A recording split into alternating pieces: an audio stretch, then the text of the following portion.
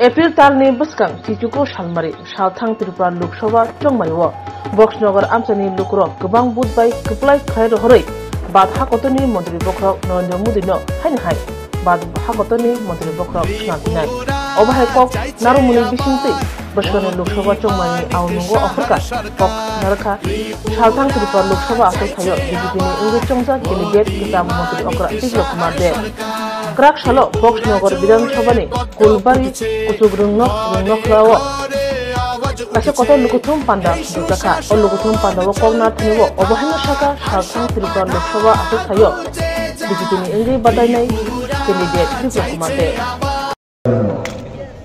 তার জন্য প্রকৃতি আপনার সাথ দিচ্ছে। আমাকে কেউ বলছে দাদা বৃষ্টি হলে আমি থাকা পর্যন্ত বৃষ্টি হবে না, যাওয়ার পরে আসতে হবে। আজকের এই কার্যক্রমে নির্বাচনী জনসভা মঞ্চে উপস্থিত আপনাদের সবার প্রিয় বিধায়ক আদরণীয় তাপাজ্জল হোসেন মহোদয়, শ্রী জসীমউদ্দিনজি ভালো করতে জানে, ভালো করার অভ্যাস আমার মধ্যে আছে। আমি কোনদিনই নাকারাত্মক কাজ করি না। হ্যাঁ, ত্রিপুরার মানুষের ত্রিপুরার ডেভেলপমেন্টের যারা ক্ষতি করেছে তাদেরকে আমি ছাড়ি না, এটাও প্রমাণ আছে আমার কুণ্ডলীর মধ্যে আছে। যারা যে মানুষের লোকসান করবে, রাজ্যের লোকসান করবে, রাষ্ট্রের লোকসান করবে, তাকে বিপ্লবদের কোনোদিনই ছাড়বে না, তার জেলের রাস্তা দেখার তার প্রমাণ আছে। তাই আমি সমস্ত বক্সনগরবাসীকে আবারও বলবো 19 এপ্রিল সেই দিনটা খেয়াল রাখা, ইতিহাস তৈরি করুন, বক্সনগর থেকে ইতিহাস তৈরি করুন। তপাজ্জলকে জিতিয়ে ইতিহাস তৈরি করেছেন, এবার নরেন্দ্র ভাই মোদীকে জিতিয়ে প্রধানমন্ত্রী তৈরি করে বক্সনগরের ইতিহাস তৈরি করবে। একবার আমার সঙ্গে দুই হাত হাত করে বলুন, ভারত মাতা কি জয়, ভারত মাতা কি।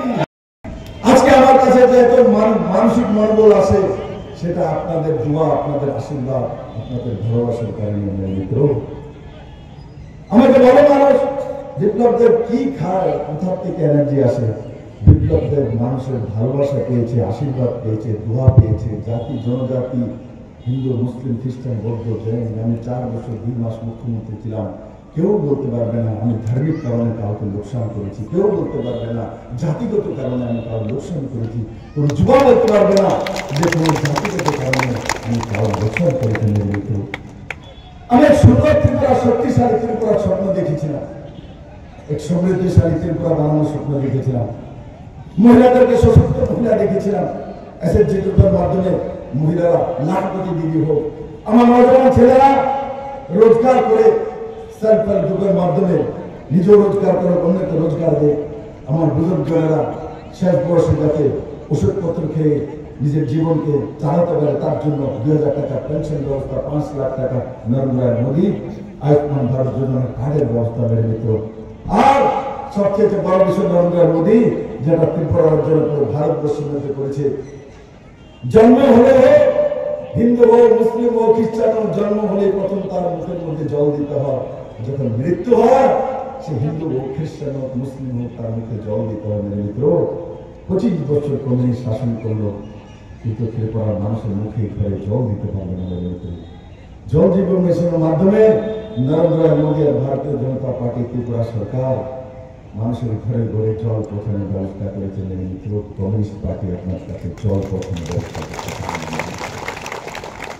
যে পার্টি 25 বছর ক্ষমতায় থেকে মানুষের কাছে জল পৌঁছাতে পারে না, মৃত্যুর সময় জল লাগে, কবরে যাওয়ার আগেও জল লাগে, শ্মশানে যাওয়ার আগেও জল লাগে, জন্ম হলে জল লাগে। মেরে কমিউনিস্ট মিত্ররা আমার সুন্দর ত্রিপুরাবাসীকে জলের ব্যবস্থা করতে পারবে না। মিত্র, আমি যদি আপনাদেরকে জিজ্ঞাসা করি জল জীবন মিশনের মাধ্যমে কার কার বাড়ির মধ্যে জলের কানেকশন আছে, তার হাত উঠাবেন। আমি আপনাদের বলবো যে ত্রিপুরা রাজনীতিতে 2015 সাল থেকে আমি কাজ করা শুরু করেছি, এখনো ত্রিপুরা রাজনীতিতে কাজ করি।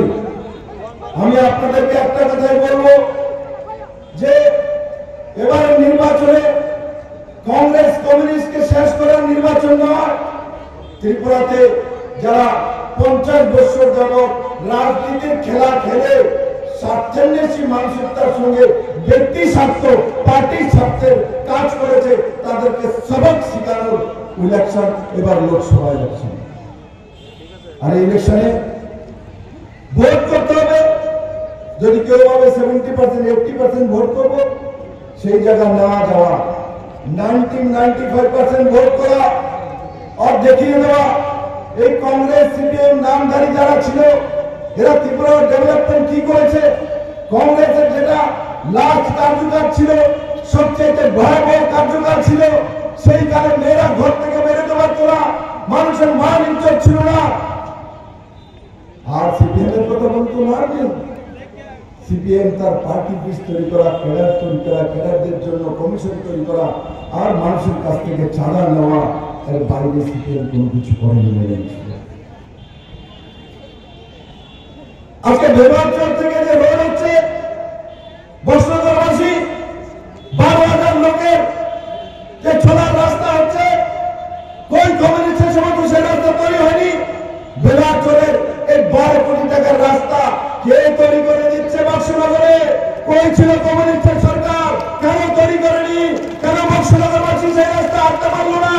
আজকে এত বড় গ্রাম করে বিচ্ছিন্ন ছিল, সেই রাস্তার যে টেন্ডার তার ব্যবস্থা বিপ্লবদের ভারতীয় জনতা পার্টি সরকার আর মানিক সাহা ভারতীয় জনতা পার্টির মুখ্যমন্ত্রীরা করে দিয়েছেন। মিত্র সিপিএম কত বছর যাবত তার সমস্যা ছিল, সিপিএম করেছে, তার সমাধান 12 কোটি টাকা লাগতো, এর বেশি লাগে না।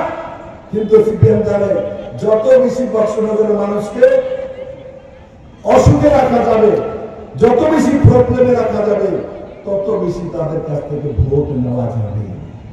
ভোট ব্যাংক পলিটিক্স এর বাইরে কমিউনিস্ট কিচ্ছু করে নেবে ভিতরে।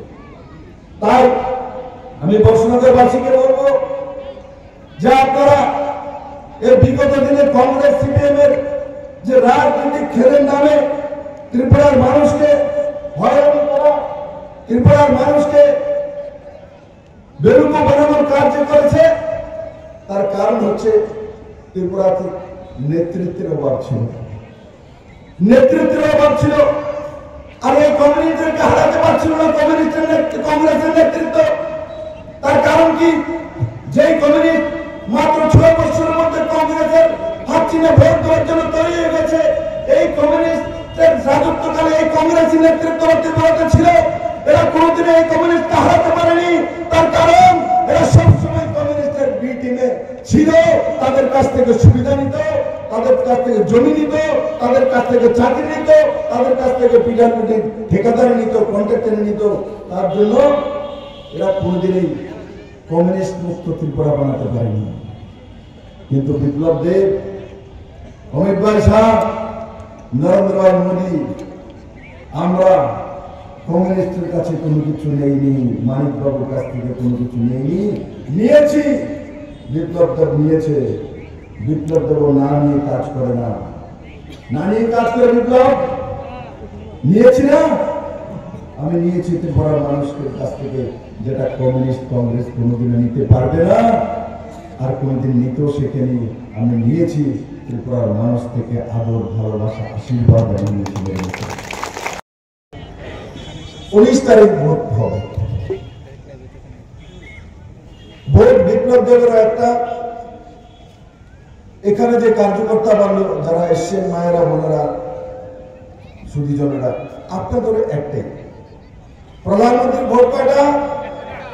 হ্যাঁ, প্রধান জানেন আপনারা প্রধানমন্ত্রীর ভোট কয়টা?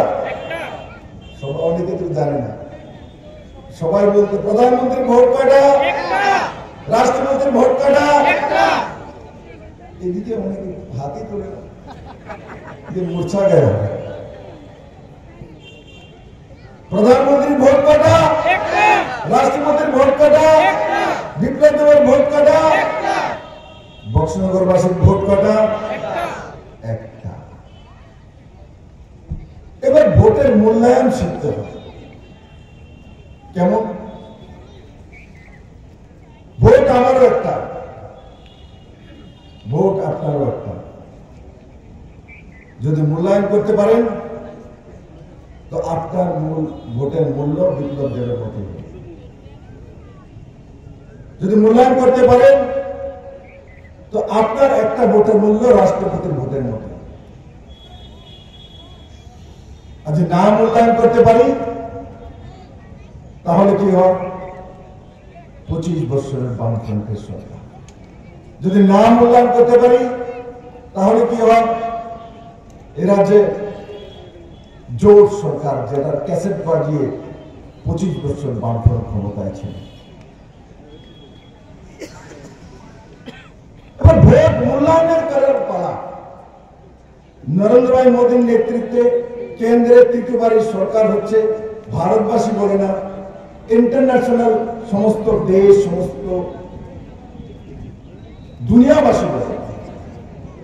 এখন 19 তারিখ এখানে যারা আছে, আমি জানি এরা বিজেপির সাপোর্টার, বিজেপি করে বলে এখানে পৌঁছেছে, না হলে এখানে পৌঁছতো না।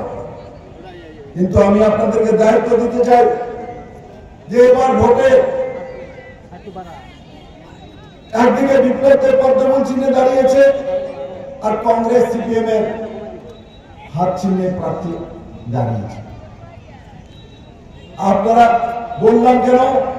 আপনাদের ভোট একটাই ভোট, রাষ্ট্রপতির একটাই ভোট, প্রধানমন্ত্রী একটাই ভোট, মুখ্যমন্ত্রী একটাই ভোট, বিপ্লব দেবের একটাই ভোট, তাবাজ্জুল হোসেনের আপনাদের একটা ভোট, বক্সনগরবাসীর প্রত্যেকের একটা ভোটই হয়। আমি আজকে ভোট মূল্যায়ন করার জন্য বলবো, যদি পদ্ম বলে ছাড় দেন, যদি বিপ্লব দেবকে ভোট দেন তো প্রধানমন্ত্রী তৈরি করবেন। আর যদি ভাত চিহ্নে ছাড় দেন বক্সনগরবাসী তো জামানত জব্দের সঙ্গে থাকবেন। এবার চিন্তা করুন, জামানত জব্দ হওয়ার জন্য থাকবে না দেশের প্রধানমন্ত্রী বানানোর জন্য থাকবে? আমি ভারতীয় জনতা পার্টির প্রত্যেকটি কার্যকর্তাকে বলি, কালকে মাননীয় প্রধানমন্ত্রী নরেন্দ্র ভাই মোদী আস্তরণ ময়দানে আসছেন দুপুরবেলা। এই প্রথমবার প্রথম চরণের ইলেকশনের শেষ র্যালি ভারতের প্রধানমন্ত্রী ত্রিপুরার মতো ছোট রাজ্যের মধ্যে করে সন্দেহ জীবন পুরো ভারতবর্ষের মধ্যে যে ত্রিপুরা ছোট হলো, ত্রিপুরার মানুষের গুরুত্ব আছে। এখান থেকে লাখ র্যালি মাননীয় প্রধানমন্ত্রী নরেন্দ্র ভাই মোদী করবেন। তার জন্য আমি বক্সনগরবাসীকে, ভারতীয় জনতা পার্টির প্রত্যেকটি কার্যকর্তাকে বলতে চাই, মেরে মিত্র, বাড়িতে বাড়িতে যান, সবাইকে বলেন জামানত জব্দ করার জন্য ভোট দেবেন, জামানত জব্দ হওয়ার জন্য ভোট দেবেন, নিজের মান ইজ্জত ডুবানোর জন্য ভোট দেবেন, না দেশের প্রধানমন্ত্রী নির্মাণের জন্য ভোট করবেন। সেই জায়গায় বক্সনগরবাসীকে চিন্তা করতে হবে। আর কংগ্রেস সিপিএম এদের বিষয়ে এখন আর বলার মতো আমার কাছে কোনো কিছু